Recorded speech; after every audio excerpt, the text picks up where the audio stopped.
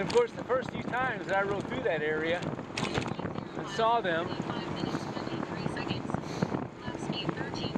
and their pimps that were sitting out on the porch of a dilapidated house right there, I have to say I was more than a little concerned.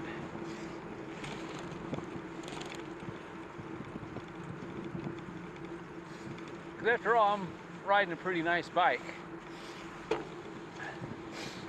They can't tell how much it costs, but you can look at it and say, that's a pretty nice bike. Which would infer that I have means.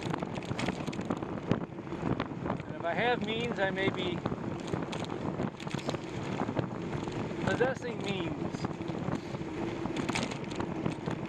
that they would maybe wish to help themselves to. Now, I'm sure they would be more than happy to engage in a business obligation of some sort where these women would provide me with drugs, disease, and anxiety-ridden sex, or all of my cash and probably everything in my wallet.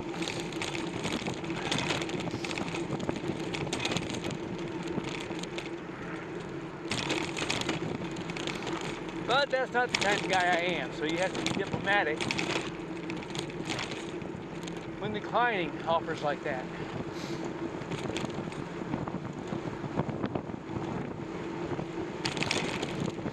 Hooker to cyclist. Hey honey. Cycler to hooker. Cyclist to hooker. Hello, my fair woman. Good afternoon to you. Hooker to cyclist. You want a date? Cyclist to hooker. You know, I can't because I'm on my way to St. Louis to work my job as a busboy, making $2.50 an hour. And besides that, I have to get this bike that I borrowed from my boss back to him, since he lets me ride it from St. Louis to the homeless shelter in Illinois where I stay. So if you could see fit to give me some free loving,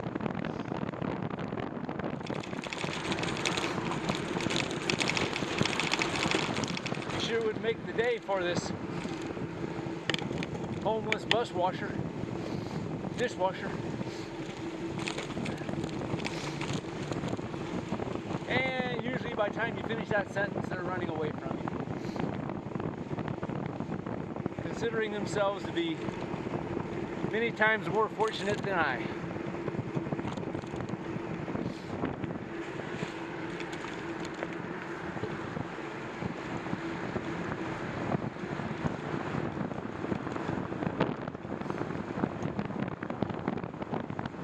It's all part of the diplomacy between cyclist and hooker.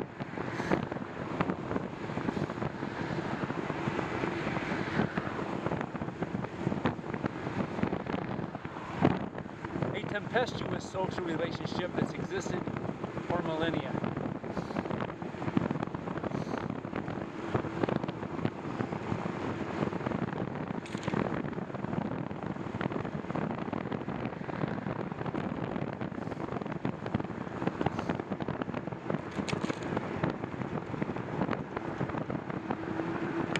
There are actually stories in the Bible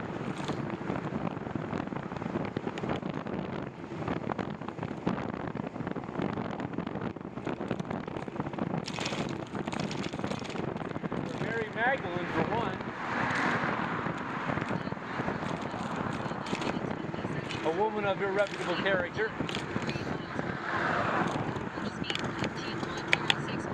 was taken under Jesus' wing for protection.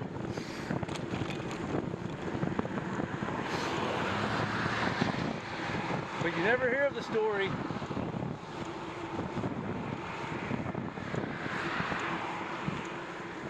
in the Bible of the cyclist and the hooker.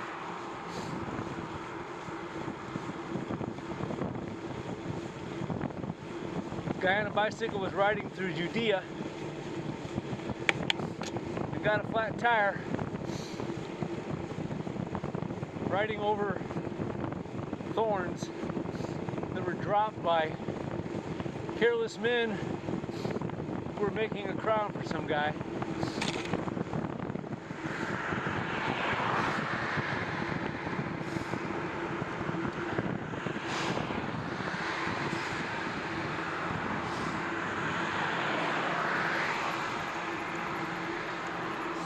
And as the cyclist sat there, pondering his dilemma,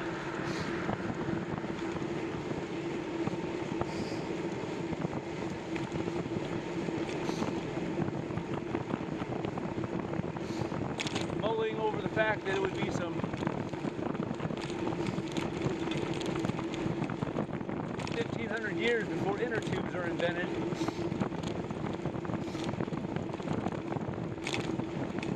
he happens upon a prostitute carrying some spare miracles from Jesus, having washed his feet that day with her hair.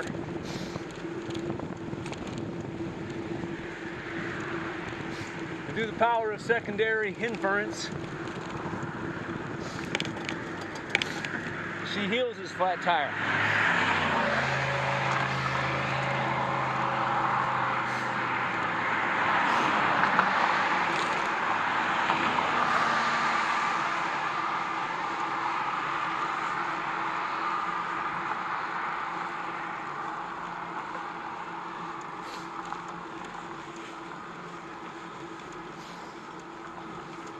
And after doing so, she asked the cyclist if he would like his feet washed.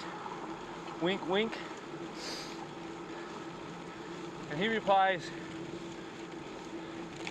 "Sorry, ma'am, but..." Yes, they use the word ma'am in this story. "Sorry, ma'am, but I have no money. If I was at the temple trying to change a 20, and Jesus was throwing all the money lenders out,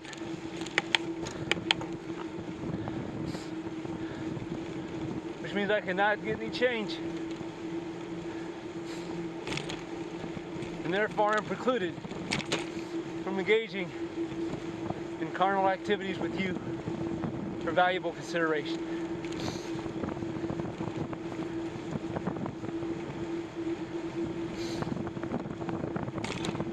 And that there was what they call the cyclist falling from grace, because grace was the name of the prostitute.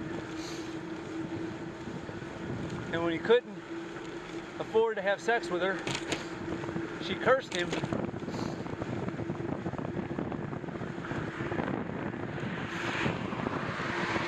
and said, "From now on,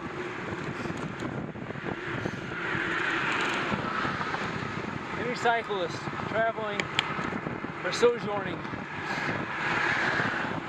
through the hood must treat us prostitutes with respect and dignity,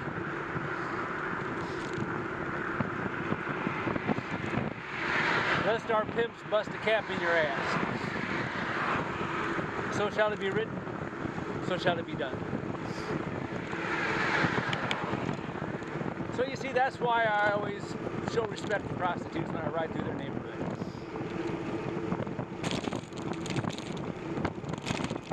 Is it probably bullshit? Yeah, I'm not going to chance it, you know? It's safer to believe, to avoid the punishment, than it is to critically question it, and in the absence of supporting facts, choose not to believe.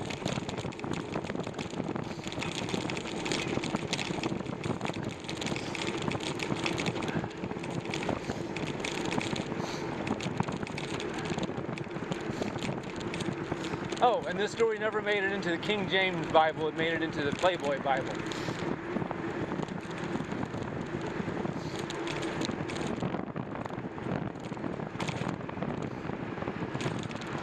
which I read just for the articles.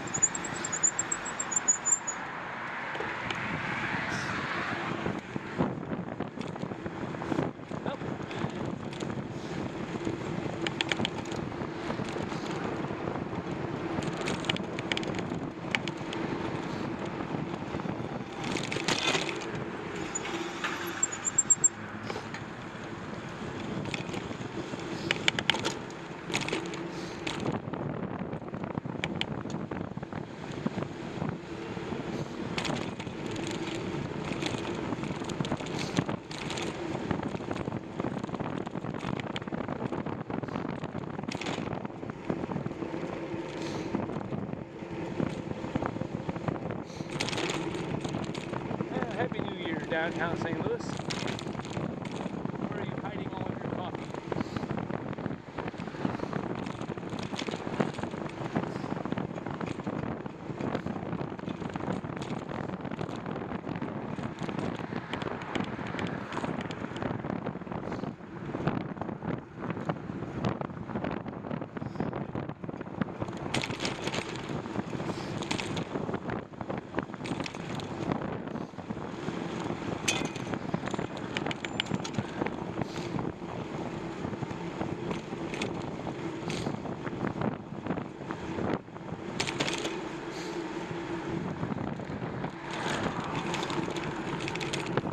Some people see the city as cold and impersonal, but I found a lot of friendship and camaraderie here.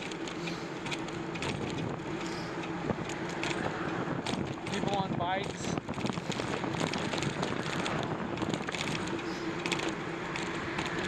people at cafes.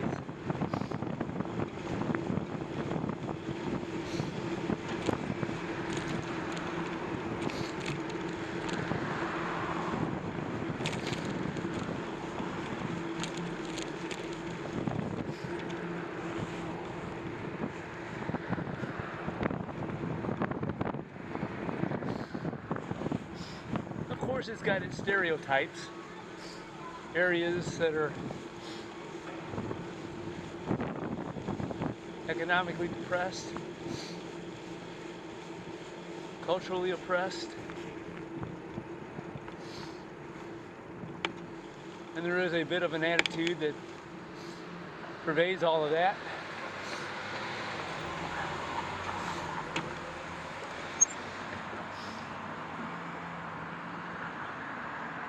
But on a whole,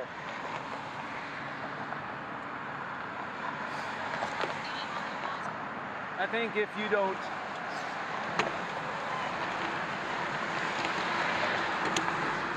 project a lot of attitude or arrogance,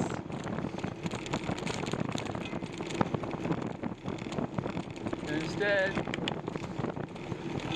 if you're friendly, outgoing, and when the occasion calls for it, yes, maybe even a little humble. We're dealing with human nature here. People are territorial and possessive.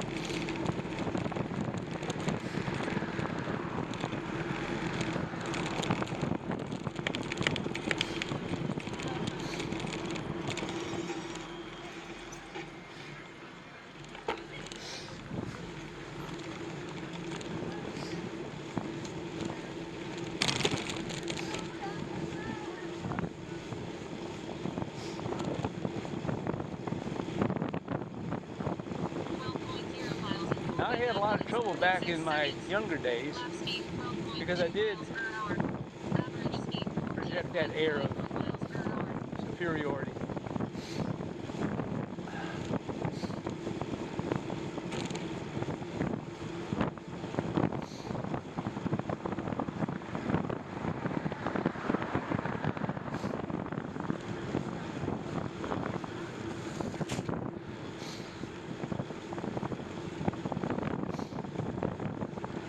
Since then, I've learned to humble myself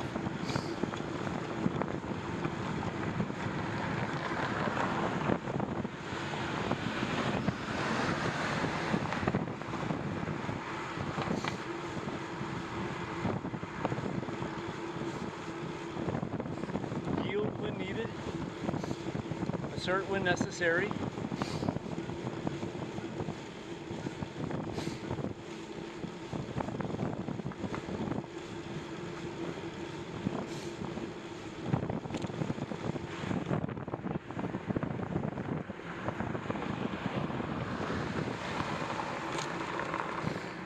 And I've had no problems.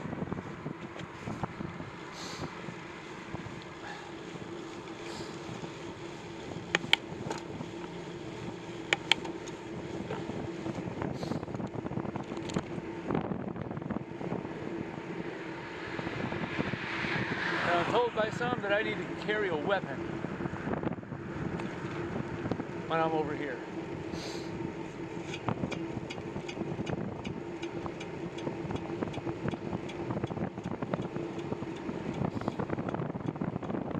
I don't think so.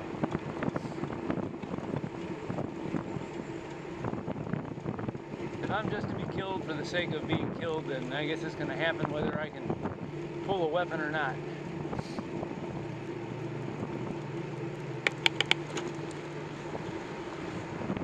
And why leave this world reciprocating an act of violence?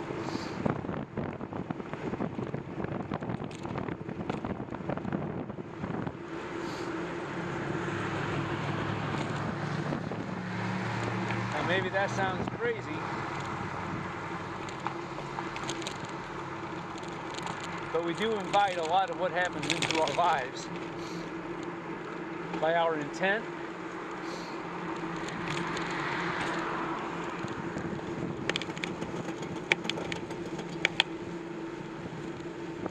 and since I learned to temper my intentions with those of peace and kindness,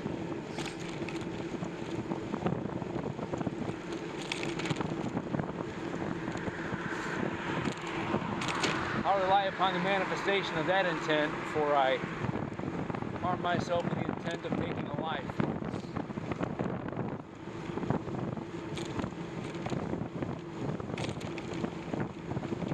Okay, so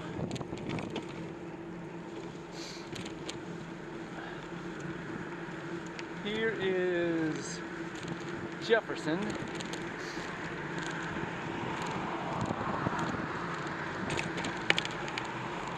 To the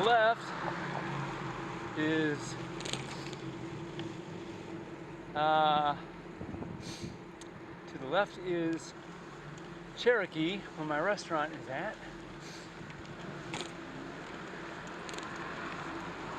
I guess I just need to pull over and get on the phone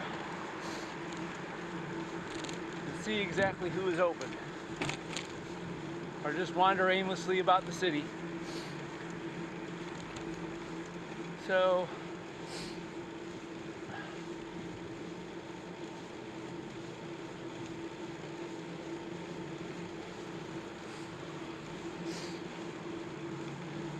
yeah, I'm gonna pull over and do some research here.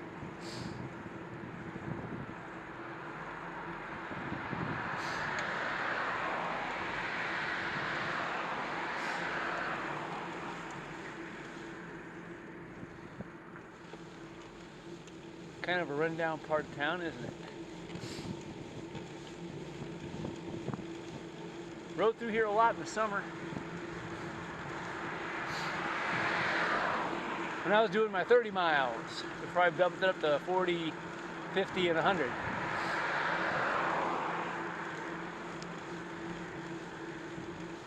Would ride down here and go down by the Fox. Ooh. Wonder if they're open. What time is it? It's 38 degrees. I'm not hungry right now though. But there is a really nice diner down there.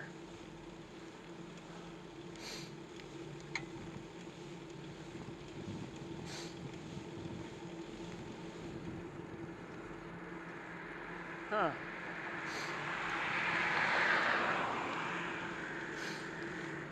Oh, but they don't have Wi-Fi. Doggone it.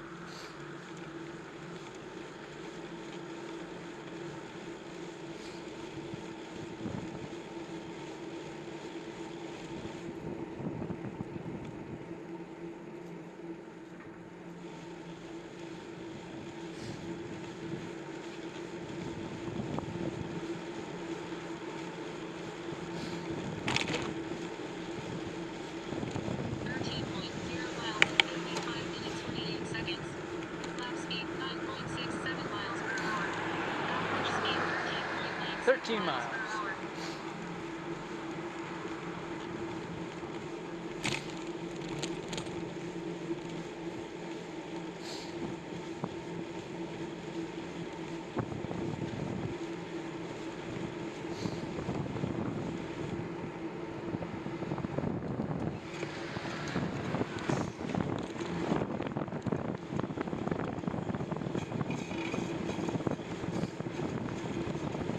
We'll just ride down and check in on it, see what's happening. It's a nice area.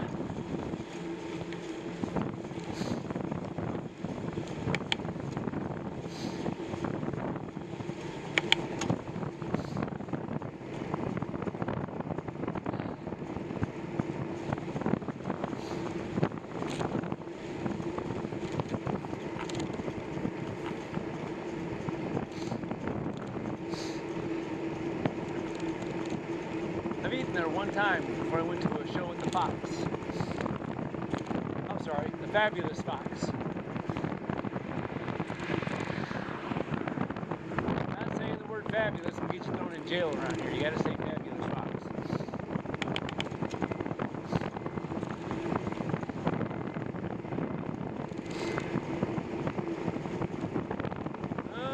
Kind of looks like it's open, but I can't tell from here.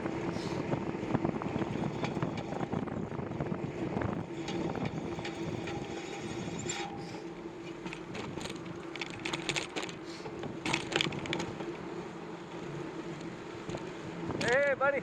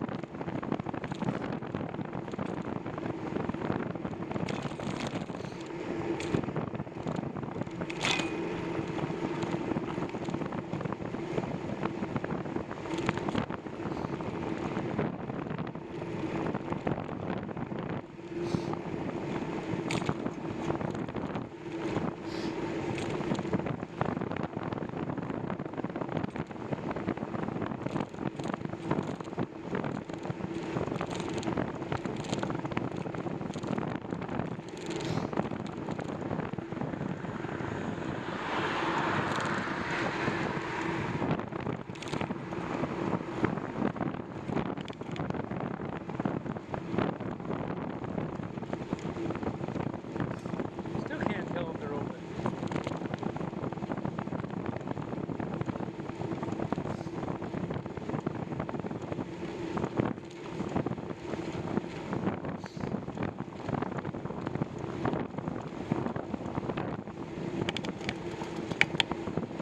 I see lights on.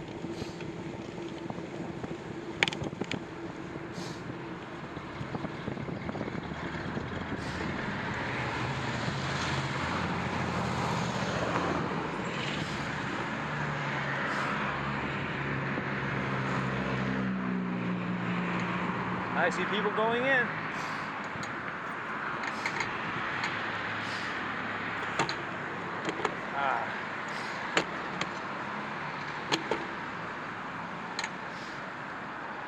Time auto pause.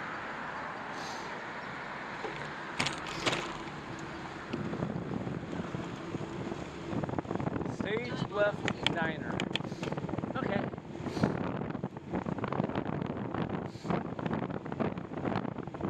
Well, let's head back down this way. I'm not ready for coffee just yet.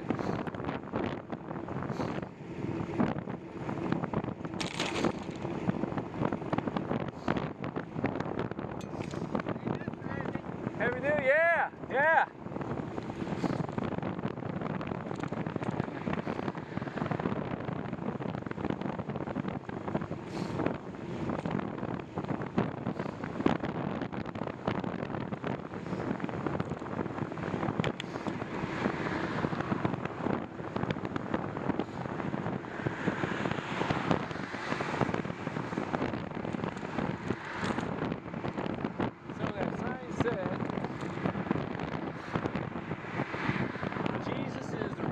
for the season.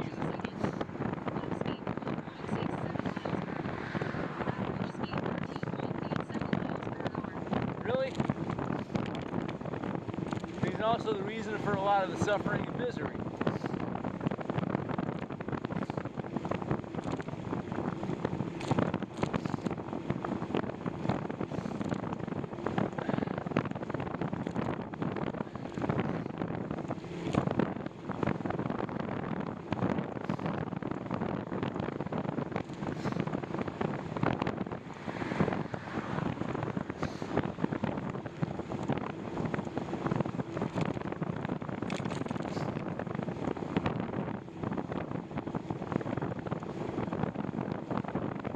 To be picking on Jesus, but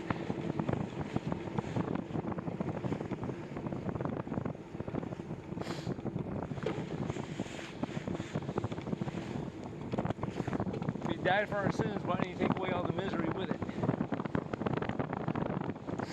Just saying.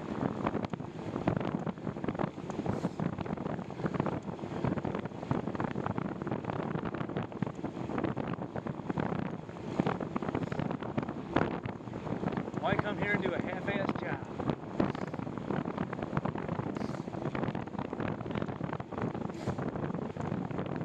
Well, you'll be rewarded when you die. In the meantime,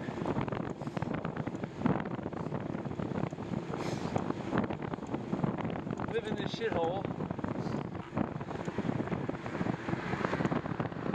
that'll wear you down, turn you against your fellow man, induce you to quote-unquote sin.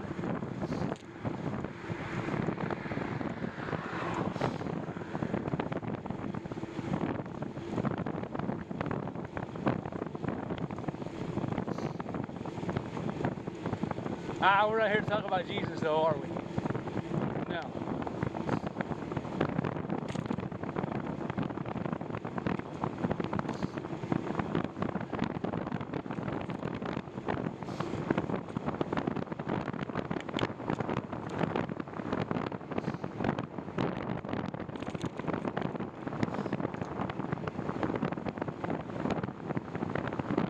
We're here to ride our bike on New Year's Day.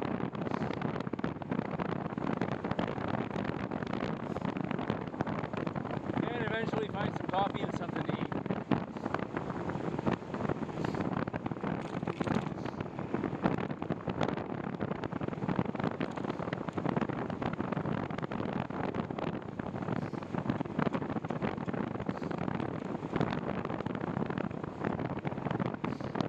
Alright, I'm going to go down here.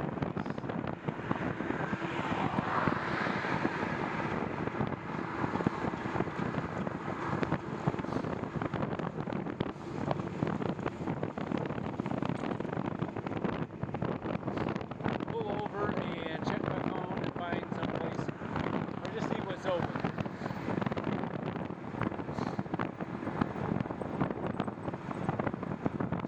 I want to go down this alley, out of the wind a little bit. And we'll see.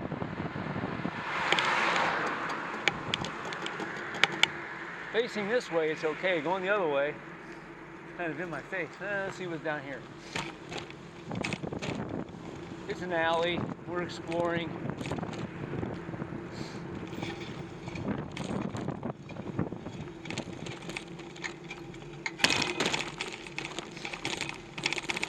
I know. Ooh, there's a dead bird.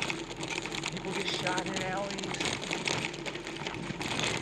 I can think of nothing more boring than sitting in an alley waiting for somebody to come by so you can shoot them. When most people don't go through alleys. Alright, we're going to stop here. Now I'm going to do some research now that I'm out of the wind.